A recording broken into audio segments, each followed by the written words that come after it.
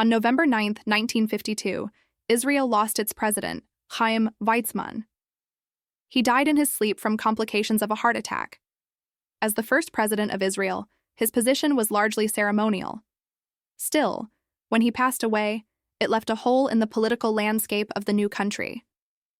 He was well liked both internationally and within Israel, and so whoever replaced him had some big shoes to fill. But there was one man whom many thought would be perfect for the position. That man was Albert Einstein, perhaps the most famous living Jew.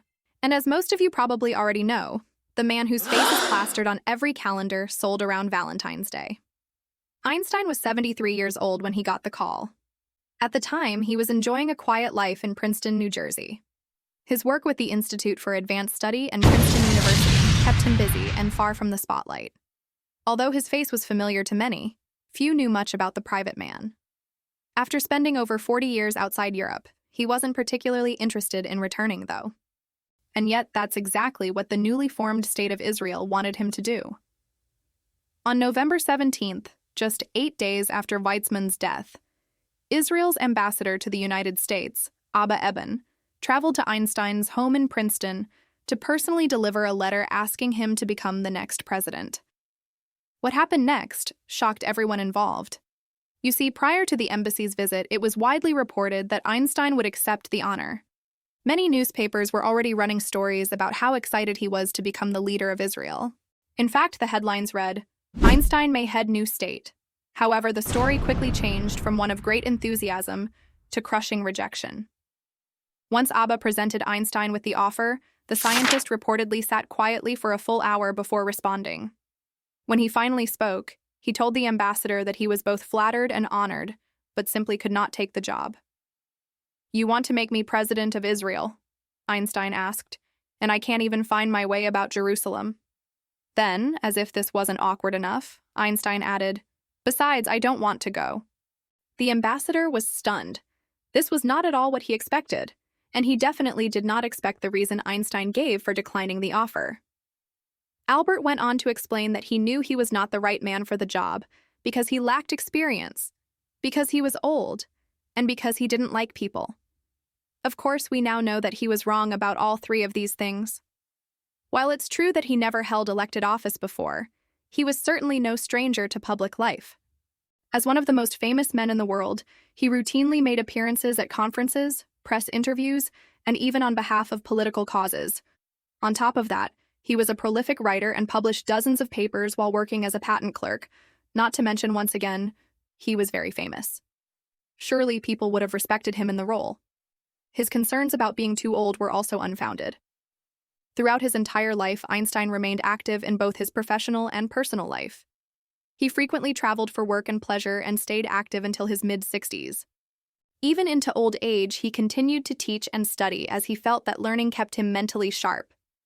If anything, his advanced age would have been an asset to the young nation of Israel. Finally, his fears about not getting along with people were completely off base. Einstein was known to be warm and welcoming. Those who met him remarked that he was a generous host who enjoyed interacting with others.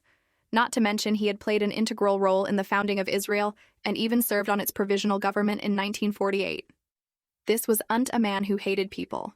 So why did he turn down what would have been the honor of a lifetime for most people? Well, it comes down to one word: focus. You see, Albert Einstein was a dedicated scientist and nothing was going to stand in the way of his work. Becoming president of Israel would have taken up a tremendous amount of his time and energy, something he simply couldn't afford. "My intention," he told the ambassador, "is to devote the entire remaining time on my work in order to increase the intellectual resources of humanity by one more tangible bit."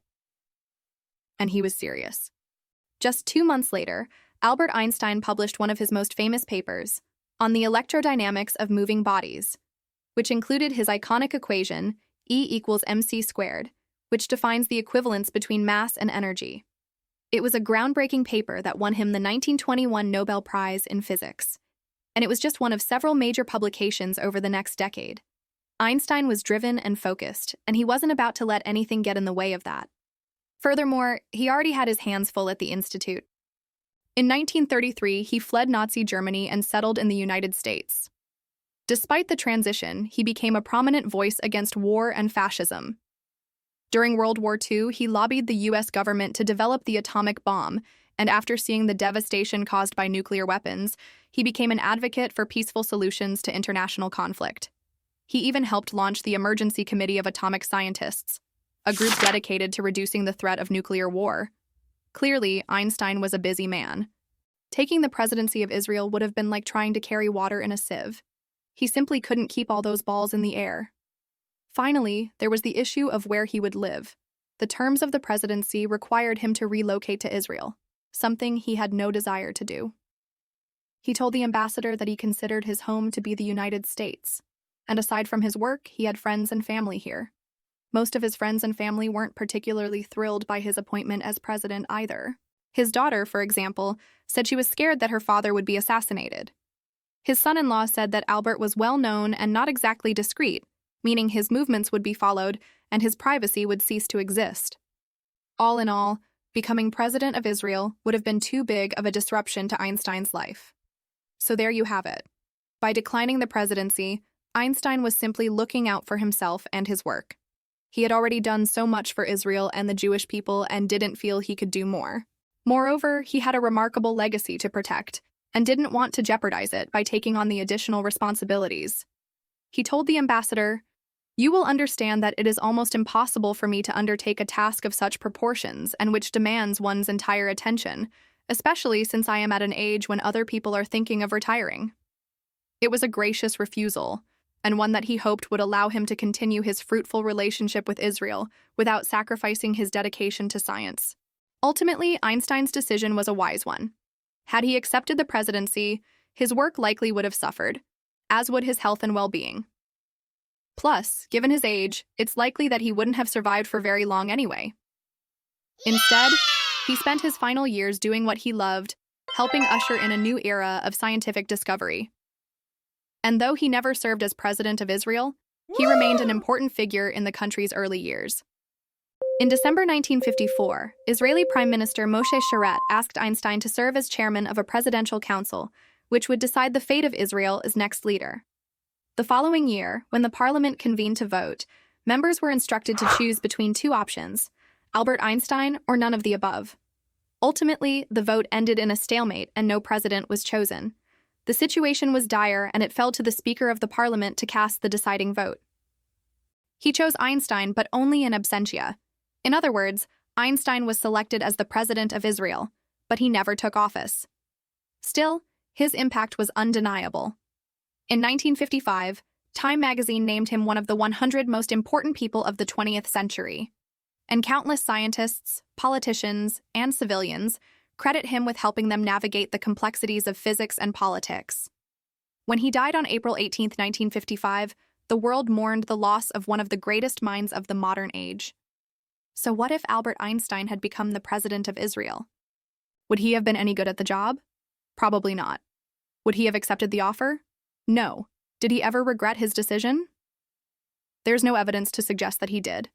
Thank you for watching. If you enjoyed this video, please hit the like button, and don't forget to subscribe.